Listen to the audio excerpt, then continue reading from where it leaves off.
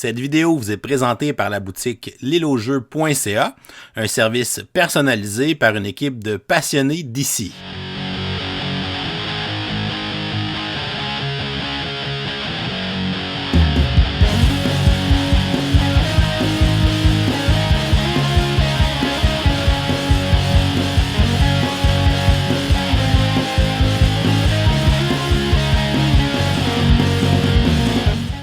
Salut les gamers, bienvenue à Professeur Board Game, je m'appelle David. Aujourd'hui à Board Game 101, je vous présente le jeu First Empires.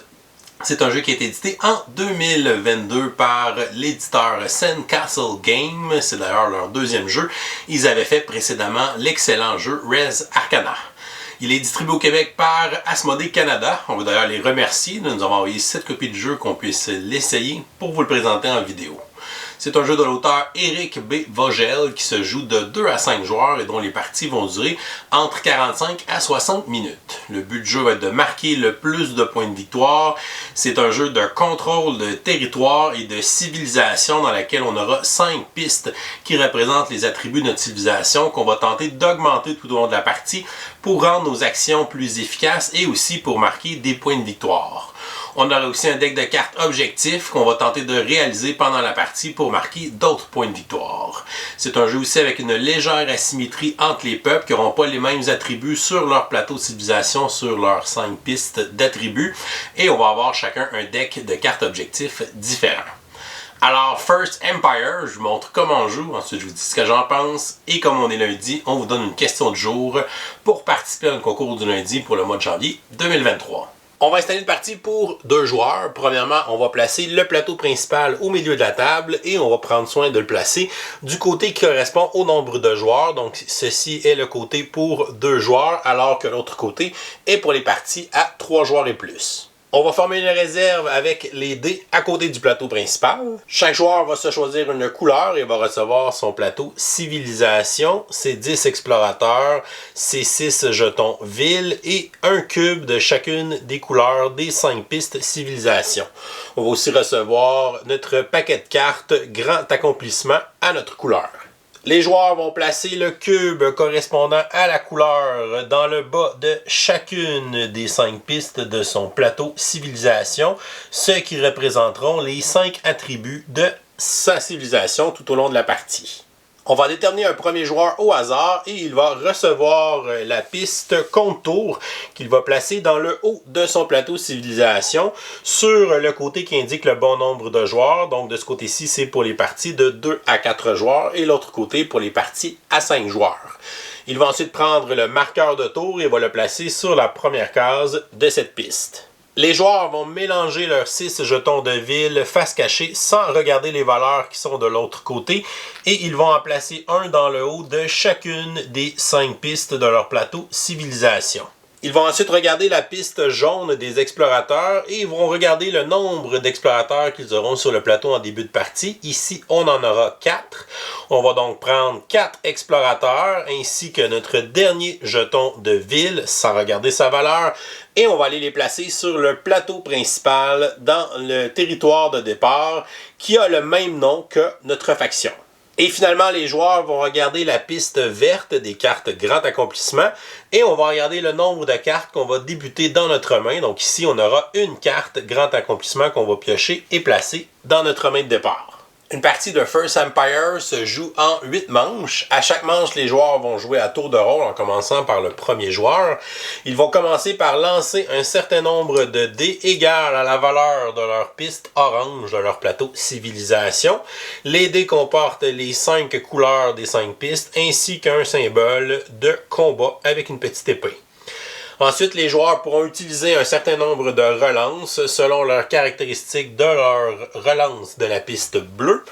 Ils vont ensuite pouvoir utiliser les points de mouvement de leur piste mauve pour pouvoir déplacer leurs explorateurs sur le plateau et essayer de conquérir de nouveaux territoires. Finalement, ils pourront faire progresser leur civilisation en augmentant certaines des pistes de leur civilisation selon les résultats des dés obtenus et des territoires qu'ils contrôlent sur le plateau. On doit avoir un territoire qui correspond à chaque face de dés qu'on a utilisé pour pouvoir avancer de 1 sur cette piste de notre plateau civilisation, ce qui va augmenter nos attributs et qui va aussi nous donner des points de victoire en fin de partie. Les joueurs pourront aussi, dans leur tour de jeu, tenter d'accomplir ce qui est demandé par les cartes de grands accomplissements, qui sont des objectifs, qui, une fois accomplis, vont leur apporter aussi des points de victoire en fin de partie. À la fin des 8 manches, on va passer au décompte final des points, et le joueur qui aura le plus de points sera déclaré vainqueur. Chaque tour de jeu se joue en 3 phases. La première phase est le lancer des dés. Le joueur actif va regarder sur sa piste orange, donc la piste des dés, le nombre de dés à l'endroit où se trouve son cube de progression. Donc ici, le joueur orange va lancer 2 dés dans sa phase de lancer de dés puisqu'il est au début de sa piste, en début de partie. Mais en cours de partie, il pourra faire progresser son cube sur cette piste qui pourra l'amener à lancer 3, 4 et même 5 dés au début de son tour de jeu. Il va donc prendre 2 dés dans la réserve et va tout simplement les lancer et regarder les résultats obtenus. Ensuite, il pourra effectuer un certain nombre de relances selon son attribut de relance qui est sur la piste bleue de son plateau civilisation. Au début de la partie, mon cube est en bas de la piste et on voit que j'ai une relance. Donc, je peux décider de relancer n'importe quel nombre de dés parmi ceux que je viens de lancer ou je peux décider d'ignorer mes relances et de conserver les résultats comme ceux-ci. Comme je suis satisfait de mes résultats, je n'utiliserai pas ma relance et je vais simplement décider de l'ignorer. Une fois les relances utilisées, le joueur peut, s'il le veut, défausser une carte de sa main et la retirer de la partie pour pouvoir bouger un de ses résultats sur le symbole de l'épée qu'il va pouvoir utiliser ensuite dans sa phase de mouvement et conquête. Mais comme j'étais satisfait de mes résultats, je vais décider de conserver ma carte de grand accomplissement et je vais conserver mes 2 résultats sur mes dés. Un joueur pourrait transformer plusieurs dés en symboles d'épée tant qu'il défausse une carte de grand accomplissement par dé qu'il veut modifier. On passe ensuite à la deuxième phase, qui est la phase de mouvement et conquête. C'est là que le joueur va regarder sur sa piste de mouvement, la piste mauve de son plateau civilisation, combien il possède de points de mouvement. Donc ici, en début de partie, mon joueur orange a 2 points de mouvement à dépenser dans cette phase de jeu. Il pourra augmenter sur cette piste pour éventuellement avoir 3, 4, 5 ou même 6 points de mouvement. Chaque point de mouvement va nous permettre de déplacer un de nos explorateurs et de lui faire franchir une frontière terrestre ou une frontière océanique sur le plateau principal. Donc, par exemple, je pourrais dépenser un point de mouvement pour déplacer l'explorateur qui est là, lui faire franchir la frontière terrestre qui est ici et le faire terminer dans le territoire jaune. Et je pourrais prendre mon deuxième point de mouvement pour faire déplacer un autre explorateur et l'amener dans le territoire mauve qui est juste à côté. Ou bien je pourrais utiliser mes 2 points de mouvement. Je pourrais en utiliser un pour envoyer un explorateur dans l'océan. Je ne peux pas le laisser dans l'océan à la fin de mon tour, donc je dois obligatoirement dépenser un autre point de mouvement pour l'envoyer sur un continent. Je pourrais décider avec mon deuxième point de mouvement de l'envoyer sur le territoire qui est ici, sur l'île. Ou j'aurais même pu décider de l'envoyer tout de l'autre côté du plateau pour aller sur l'île de l'autre côté, ou même d'atteindre le territoire qui est ici par l'océan. Un joueur a le droit de déplacer ses explorateurs et d'abandonner une de ses villes. À ce moment-là, le territoire qui a seulement une ville et aucun explorateur n'est plus sous le contrôle de personne et sera considéré comme un territoire neutre. Si un joueur veut se déplacer dans un territoire qui est occupé par son adversaire avec de ses explorateurs, il devra faire automatiquement une conquête s'il veut entrer dans ce territoire. Il ne peut pas se déplacer par ce territoire. Donc, pour faire une conquête, on doit déplacer un nombre d'explorateurs qui est supérieur au nombre d'explorateurs de notre adversaire qui se trouve dans ce territoire. Par exemple, le joueur jaune a 2 explorateurs dans le territoire vert. Donc, si je veux faire une conquête, je devrais amener 3 de mes explorateurs pour conquérir ce territoire. J'aurais donc besoin de 3 points de déplacement pour amener 3 explorateurs et ils peuvent provenir de territoires différents. Je peux les déplacer en simultané, donc je pourrais faire 2 points de déplacement et un 3e avec celui-ci, ce qui me permettrait de faire ma conquête. On peut avoir des bonus si jamais le joueur possède des dés avec des symboles d'épée. Donc chaque symbole d'épée va nous demander un explorateur de moins pour faire toutes les conquêtes qu'on va faire dans ce tour de jeu. Si jamais j'ai plusieurs dés avec des épées, chaque symbole d'épée va me demander un explorateur de moins dans mes conquêtes. Donc si on est placé comme ça, normalement ça me prendrait 3 explorateurs pour faire cette conquête. Mais si j'ai 2 épées, j'ai seulement besoin d'emmener un explorateur pour faire ma conquête. Si j'avais eu un 3e dé d'épée, je ne peux pas avoir une conquête gratuite. On doit obligatoirement emmener au minimum un explorateur pour faire une conquête. Le joueur adverse doit effectuer une retraite après s'être fait conquérir son territoire et va donc retirer tous ses pions d'explorateurs et devra les placer dans un territoire qu'il contrôle. Donc il pourrait les ramener dans le territoire qui est juste à côté. Après une conquête, s'il y avait des jetons de ville, le joueur qui vient de conquérir va gagner le jeton de ville et va aller le placer dans sa zone de jeu à côté de son plateau civilisation. Mais il ne peut pas regarder le nombre de points qu'il vaut. Cela sera seulement révélé à la fin de la partie dans le décompte final des points. Si jamais un joueur ne possède qu'un seul territoire sur le plateau, comme c'est le cas du joueur jaune présentement, même si j'avais 6 explorateurs, je ne pourrais pas conquérir son territoire puisque c'est le seul qu'il a sur le plateau. À ce moment-là, il ne peut pas être conquis. Lorsque le joueur a terminé de dépenser ses points de mouvement, on passe à la 3e phase qui est la phase de progression. Premièrement, le joueur peut décider de défausser une carte qu'il a en main pour pouvoir modifier le symbole d'un de ses dés et le placer sur le symbole de son choix. Il peut faire cette action plusieurs fois en défaussant plusieurs cartes de sa main pour changer les résultats de ses dés. Les cartes qui sont défaussées seront retirées de la partie. Je vais décider de ne pas défausser de cartes puisque j'aime bien les résultats que j'ai obtenus sur mes dés.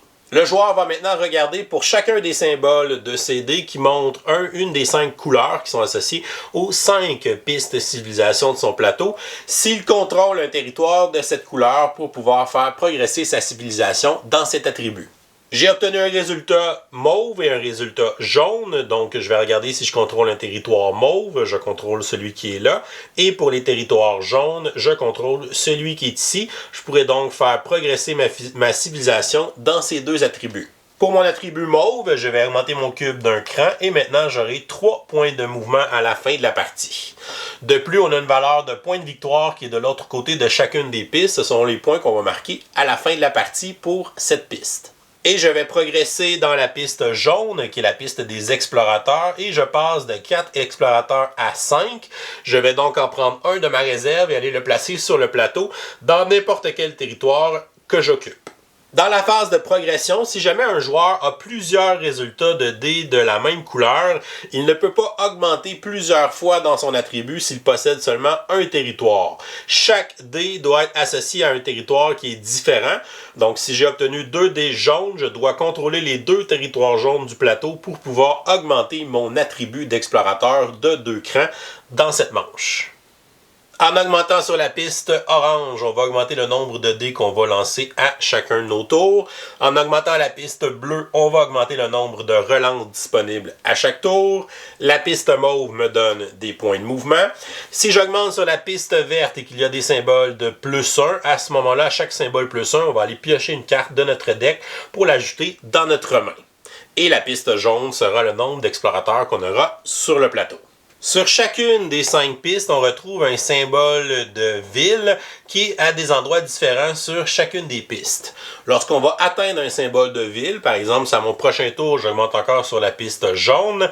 Premièrement, j'augmente de 5 explorateurs à 7. Je vais donc en placer 2 nouveaux sur le plateau. J'ai atteint le symbole de ville, ce qui veut dire que je vais prendre la ville qui est en haut de cette piste sans regarder les points de victoire qu'elle vaut et je vais devoir la placer sur le plateau principal dans un territoire que j'occupe et qui n'a pas encore de ville. Donc je ne peux pas toutes placer mes villes dans le même territoire. Si jamais je suis dans l'impossibilité de la placer dans un territoire où il n'y a pas de ville, à ce moment-là, j'aurai le droit de la placer à un endroit qu'il y a déjà une de mes villes. N'importe quand pendant son tour de jeu, un joueur peut tenter d'accomplir les cartes grands accomplissements qui sont des objectifs qui peuvent rapporter des points de victoire à la fin de la partie. Si jamais dans son tour de jeu, un joueur réussit à faire la condition qui est demandée par la carte, il va la révéler, la montrer à ses adversaires pour valider qu'il a bien fait cet objectif et ensuite il va glisser la carte sous son plateau et il pourra marquer ses points à la fin de la partie dans le décompte final. Un joueur peut accomplir n'importe quel nombre de cartes de grands accomplissements pendant son tour de jeu et pourrait même accomplir une carte dès qu'il la pioche s'il a ce qui est demandé par celle-ci. Une fois que chaque joueur a effectué un tour de jeu, ça va mettre fin à la manche. À ce moment-là, le premier joueur va avancer le marqueur compte-tour sur la prochaine case de la piste et on va commencer une nouvelle manche de jeu, encore une fois, par le premier joueur. Et ensuite, on va jouer la deuxième manche, ensuite une troisième, quatrième, cinquième, sixième, septième et une huitième et dernière manche pour une partie à 2 joueurs. Et à la fin de cette huitième manche, on va passer au décompte final des points. Premièrement, on va regarder les points qu'on marque avec nos 5 pistes sur notre plateau civilisation. On va donc regarder à l'endroit où notre cube de progression est rendu et on va gagner les points qui sont à côté de cet emplacement. Donc 11 points pour ma piste orange, 6 points pour ma piste bleue, 14 points pour ma piste mauve, 8 points pour ma piste verte et 7 points pour ma piste jaune, ce qui me fait un total de 46 points pour mes pistes civilisation. Ensuite, on va reprendre sur le plateau toutes les villes de notre couleur qui n'ont pas été conquises pendant la partie. Donc, j'ai pris celle-ci que j'ai retirée du plateau et que je vais pouvoir scorer. Et on va aussi scorer les villes qu'on a réussi à capturer de notre adversaire. Donc, on va retourner les jetons et on va gagner les points qui sont indiqués sur ceux-ci. Donc, ça me fait 2 plus 3 plus 2 plus 1. Ça me fait 8 points pour mes jetons villes. Et finalement, on va marquer les points des cartes grand accomplissement qu'on a réussi à faire pendant la partie. Donc 2 plus 2 plus 4 plus 5 plus 4. J'ai donc 17 points en carte grand accomplissement. Les points des cartes qui sont dans notre main ne comptent pas. Donc elle n'a pas réussi, elle n'a pas été accomplie pendant la partie. Donc elle ne vaut pas de points. On va donc additionner ça à notre total. Ça me fait donc 71 points pour ma partie. Si jamais on a une égalité, c'est le joueur qui a le plus de cartes en main qui va départager l'égalité. Sinon, c'est le joueur qui a marqué le plus de points avec les villes et les cartes grand accomplissement combinées. Sinon, ce sera une victoire partagée. Et voilà, c'est comme ça qu'on joue à First Empires. Je vous reviens avec mon opinion personnelle. Qu'est-ce que je pense de First Empires? On va regarder les côtés positifs. Premièrement, la production du jeu, elle est vraiment géniale, autant sur la qualité du matériel que sur la qualité du visuel. J'adore les couleurs, c'est très coloré. Puis on a aussi bien utilisé les couleurs parce qu'on a fait un code avec les différentes pistes de notre plateau. Donc chaque piste est associée à une couleur. Cette couleur-là est associée au symbole du dé de la même couleur et au territoire sur le plateau de la même couleur. Fait qu'on fait rapidement l'association avec le territoire jaune, c'est ce symbole-là sur le dé. C'est aussi ce qui me permet d'augmenter la piste de mes explorateurs parce que c'est ça que je vois sur mon plateau. Fait que c'est vraiment un aide vraiment facile d'apprendre le système de règles à cause de ce code de couleur-là qui est quand même bien utilisé dans le jeu. Pour la qualité du matériel, assez surpris de voir des plateaux double couche dans des jeux qui sortent en version magasin. Donc c'est vraiment toujours super apprécié. On peut placer nos cubes, il n'y a rien qui bouge. C'est vraiment génial pour la qualité du carton, la qualité des cartes, les jetons, les meeples de bois. Un petit détail qui a l'air anodin, mais chaque meeple de chaque faction sont différents. Fait qu'on a pris le temps de faire des petits skulls différents pour chaque peuple. C'est vraiment des petits détails appréciés dans une édition de jeu. Fait qu'il y a vraiment beaucoup de soucis du détail dans l'édition de jeu, fait que ça c'est quand même très bien. J'aime aussi que le plateau est recto verso qui va s'adapter selon le nombre de joueurs. On a un plateau beaucoup plus restreint à 2 joueurs.